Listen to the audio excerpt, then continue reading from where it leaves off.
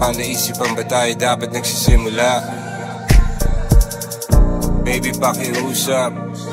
Kung magpapakilala sana, para bang idaan mo lahat sa hawakan.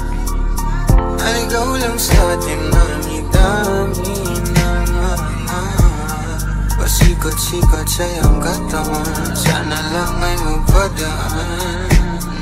Nabulag sa iyong mga kurbada, nabudol sa mga usapang walang kontrata. Harutan hanggang sa abutan ng umaga.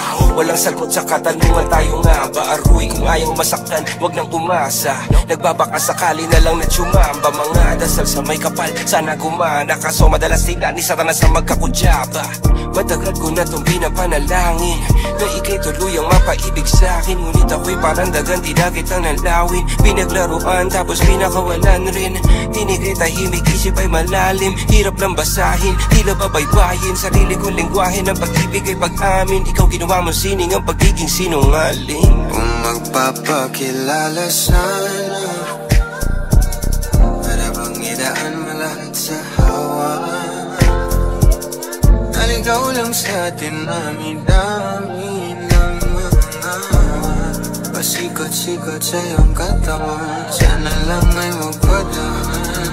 Ano ba talaga tayo?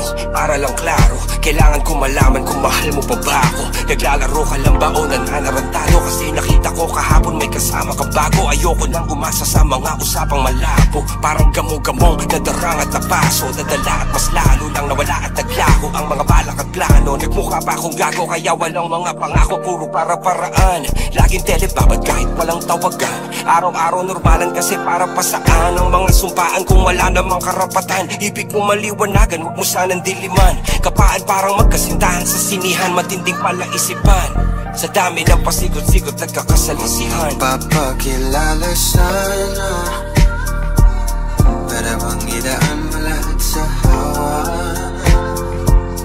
Naligaw lang sa atin dami ng mga pasikot-sikot sa iyong katawan. Sana lang ay magpadaan. Oras at konting espasyo lang ang kailangan natin dalawa sa ngayon. Ngunit parang di naman to hadlang, palapit na tayo sa